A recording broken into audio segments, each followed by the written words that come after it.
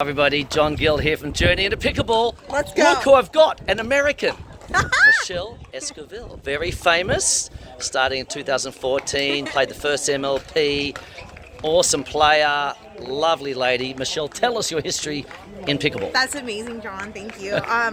Started in 2014. Popularity wasn't that big, and I was intrigued by that. Why wasn't pickleball huge? It's the best sport ever. It's inclusive, diverse, and it's a great way for people to come together as a community. And I was just wondering so much about it, so I ventured into playing tournaments, and I found that the community was great everywhere around the states, and my goal was to grow it as much as possible because I didn't want to be the only person to enjoy the game. I wanted the whole world to find out about it. So do I. Yeah. So what better way than to play tournaments, travel?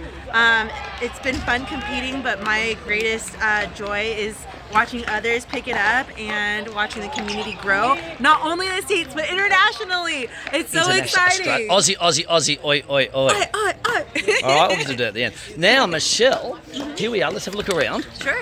We are, Rob, by the way, her boyfriend and pro player, just jumped in the background of that. We'll get him for an interview as well. We were on the same plane together yesterday from Sydney. The poor guys just got off from LA. They had to get a plane from Sydney to Melbourne. He slept all night and they played this MLP event today. Tell us about the MLP, Michelle. We'll have that in the background as we talk. Yeah. Can you explain to the viewers? Yeah. So Major League Pickleball, they're in season 2 here in Australia, which is phenomenal. I love it. And not only do they play here in Australia, but they played in Vietnam. And so there was a lot of Asian players that came out. Like there was a lot of Vietnamese players. We have superstars from Japan, and they come out and they play for their team. And that's what's going on right now. And people love it. People come out for MLP and they go all out. We have the Dream Breakers if they tie it 2-all. You just won yours then. I saw you win your singles, and you won every match. I love Dream Breakers. Not bad after jet lag. But yeah, it's the life, the journey to get here and to see the expansion gives me goosebumps because it's like, it brings me so much joy to see everyone and to see the game expand. It's been awesome. I love it.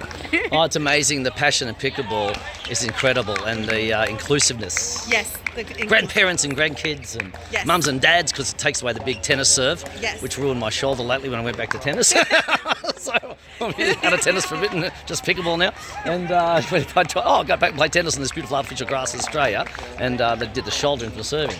But let's talk about this one here. Who's we got here? So this is a crazy match because it's the Surge and the Fast Fours. You would normally see these two teams face off in the finals, but because of the groupings and the luck of the draw, these two are playing on the very first day. So this is an interesting match. You have a couple subs in here. You have Connor subbing in for Lucas, and you have Kenta subbing in for who's Kenta subbing in for? I'm not sure. We'll have to look at that one up. Marcel. Marcel, yeah, that was Marcel, sorry. We'll have to Google that one. No. So there's so some people, if they're sick or if they can't play, then you get the subs. And so there's 2 subs playing on the 2 best teams in the last event. So this is the last event of season 2. It's been great, and everyone's really fighting for their last points. Yeah. So they have the special USA stars. You're representing New Zealand. Yes. They're allowed to have one USA player from each team. Is that how's that work? So how it works here is that the captain is actually a player on the team, and they select the team during the draft, and they're only allowed to pick one international player. It could be female or male, and it just depends on where they want it picked from. Okay. So I was picked after Danny got picked. She was the number 1 pick for Australia, or for New Zealand, from Australia, and from the regions that were allowed, and then I was the next pick after Danny. And so I love her. I love meeting Matt Carter, who's the captain, and it's been so much fun to also meet Rob Sterling, who's Australian as well. And it's just great because now I'm meeting new people. I'm out of my comfort zone, and it's been such a great experience. Over my jet lag. Gotta get over the jet lag. Big trip, but you Americans, it's only, 20 hours. No, that wasn't even 13 hours. It's about 5 movies or something. If you want to break it up, go to Hawaii. Hawaii, 5 hours, have a night over, do some surfing, do some pickleball with the locals, and then jump on the next plane like 8 or 9 hours. Do you want to be my sponsor, John? Yes, okay. Hawaiian Airlines. Hawaiian Airlines might get onto this now and become a sponsor of WPA, World Pickleball Association tournaments. And also Rob, my boyfriend, Rob Cassidy, he played for Melbourne Mavericks. He did. He was actually a substitute for the Melbourne Mavericks, so he's also a substitute, and he's in for Wes Gabrielson. And, Wes is fantastic. Yeah, another original player who's been in the game forever, and also a great ambassador of the sport. Oh, Wes and Steve, I had them at Oregon doing some clinics a couple of years ago. They were fantastic. And I learned a lot about the third shot drops and Wes and the placement and just generally, and both of them are Steve Peranto, another legend, his dad Steve Arlen Peranto as well. Big his dad changed the game with composite paddles. That's right, Arlen, that's right, exactly. Yeah. And we got to remember our history of the game, because we wouldn't be here if it weren't for all those people who stayed committed to the game and believed that it would grow into what it's becoming. And so big shout out to Steve and all of the legends of pickleball. So that's important. And Kyle Yates is here. Kyle Yates. Now, who's Kyle playing for? Kyle Yates is playing.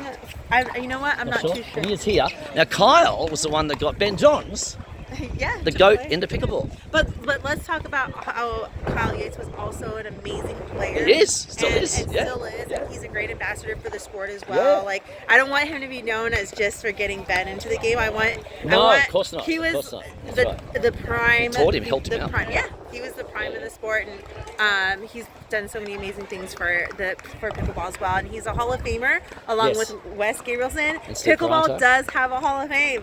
It does. That's right. Stefano and all those guys, and Dave. Shout out to Dave, the Badger Wine Bar. Oh yes, we know Dave. Everyone knows Dave. Over 100 mil. He wants to come to Australia. Okay. I'm trying to get him here. I got Riley Newman here a few years ago. That's right. We did some tours, and everyone loved that. Now we're trying to get Dave here. Well, everyone wants to come. Ben said he wants to come. They all want to come, but they complain about the trip. You know. And by the way, Michelle, just to let you know, is there any wild animals around? Let's have a little look. Oh my God, there's an ant. Is that dangerous? Oh my goodness, there's a stomp on it. Well, there's no wild animals. What's all this about the Americans? I'm going to tell you. It's because Crocodile Dundee died from a stingray incident, and so how are we going to trust an Australian? Right? No, that was Steve Irwin, actually, not Crocodile Dundee. Crocodile Dundee was Paul Hogan. He's still alive. Actually, lives in Venice Beach. So my fault. But no, you're poor Stevie. That was in the ocean. That was just in the ocean. But wasn't that in Australia or no? Yeah, I think so. Yeah, but that was in the ocean. But the Americans think that there's wild animals running around and are going to eat you up and attack you. It's all safe. No. It's very safe. Have you seen a kangaroo on the street yet? No, only at the zoo. Only the zoo. That's right, exactly. At the wildlife sanctuary. Yeah, there you go. It was awesome. Yeah. And the koalas are way cooler than the kangaroos. They're cooler, right? Koalas are way cooler. Yeah. How much can a koala bear? All right, so and Kung Fu Ru's here, by the way. Remember my old kangaroo suit I had going, Kung Fu Ru and all that stuff, and martial arts. But anyway, guys, check it out. Michelle, how can they contact you on your Instagrams and things like that? Follow me on Instagram. Yes. I have a wild life, and a lot of the pros are fun to watch. You could follow me at Pickleball with Michelle, and you also hear me commentating some of the matches in the States.